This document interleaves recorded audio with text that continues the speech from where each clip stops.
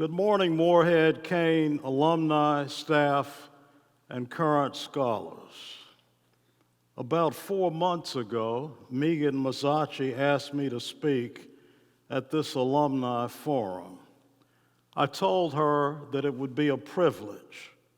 What I did not know at that time was that a month later I would be involved in a serious accident, which would fracture my left arm, shoulder, and hip.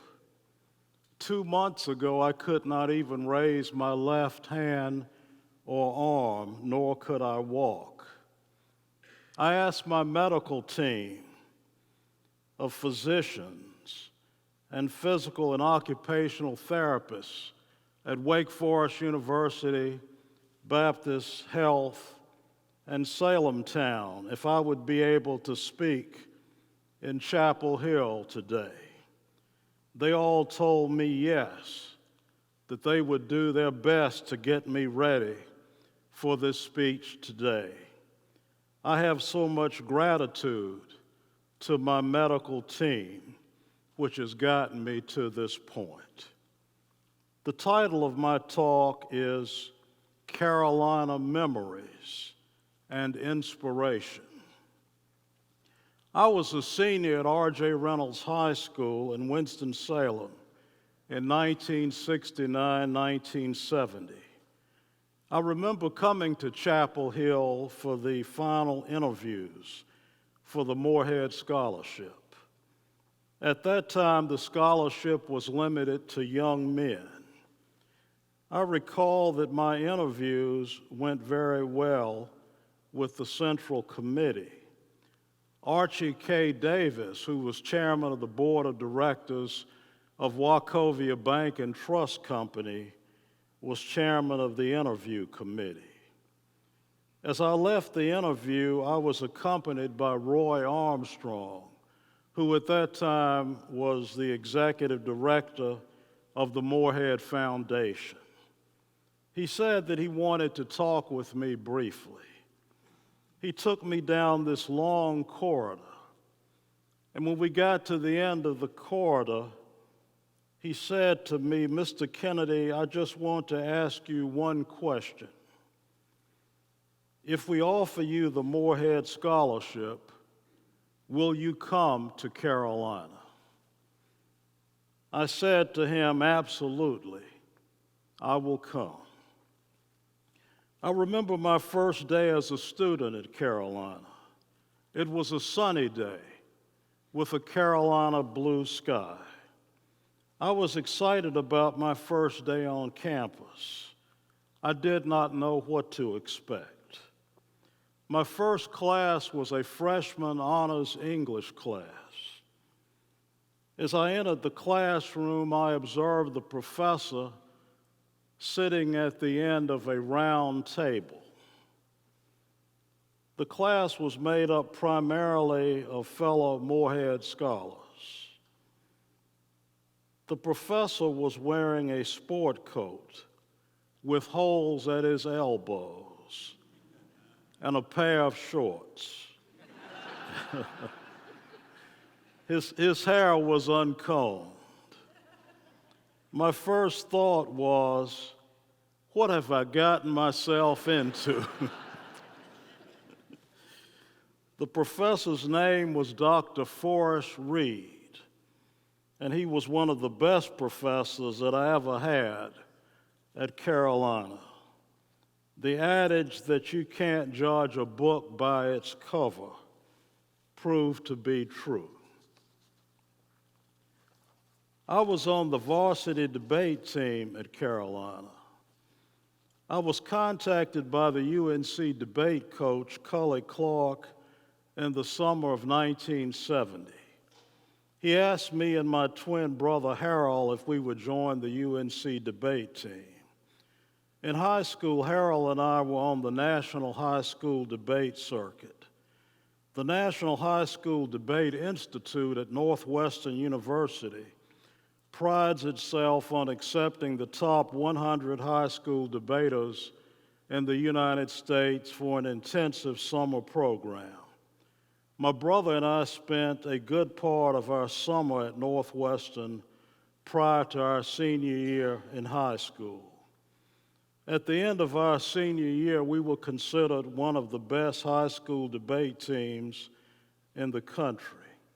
In the summer of 1970, we went to a debate boot camp in the mountains of western North Carolina to prepare for our college debate season. The Carolina debate program was made up of about 11 young men and one young woman. We were a close-knit family. Many of the members of our debate team had been part of the National High School Debate Institute at Northwestern University. The Carolina debate program became one of the best in the nation. It was headed by our top team, Joe Loveland and Joe McGuire, both Morehead scholars. That team is considered to be one of the greatest, if not the greatest, debate team in the history of college debate. I lived at Granville Towers my sophomore, junior, and senior years at Carolina. I was elected to serve as the representative for Granville Towers and the student legislature for my junior year. I remember the head of the conservative students group asking me, "Kennedy, how could you get elected at Granville Towers when less than 1% of Granville was made up of African American students?" I told him that it was not about race, but it was about leadership. I told him that my brother and I did not know everyone living at Granville Towers. However, everyone living at Granville Towers knew who we were.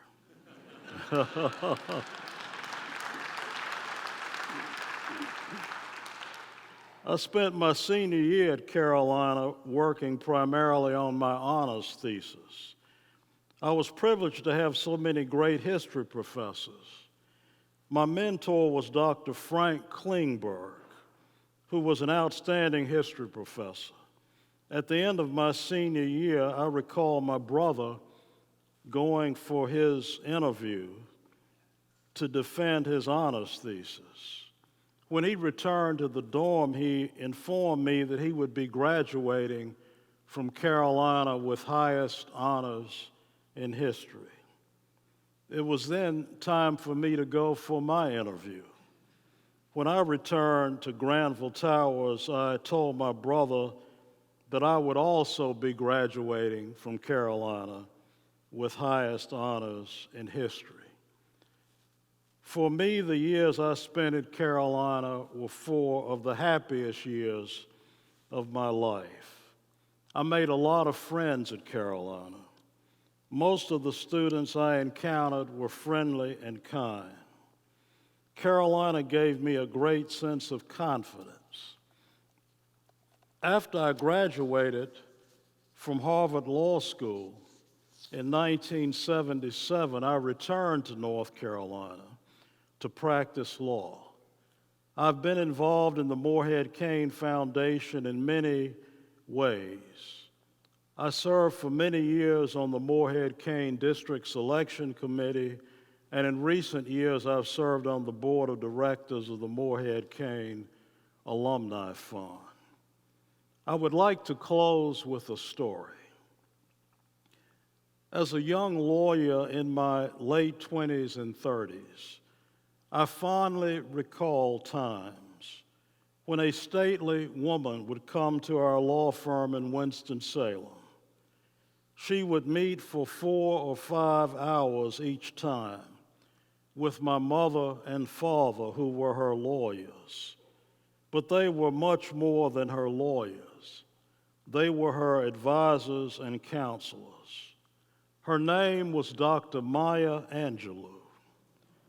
Every day that she visited our law firm was a very special day. I want to leave you with these words from Maya Angelou. The thing to do, it seems to me, is to prepare yourself so you can be a rainbow in somebody else's cloud, somebody who may not look like you, may not call God the same name that you call God, if they call God at all. I may not dance your dances or speak your language, but be a blessing to somebody. That's what I think. Ladies and gentlemen, let this reunion begin.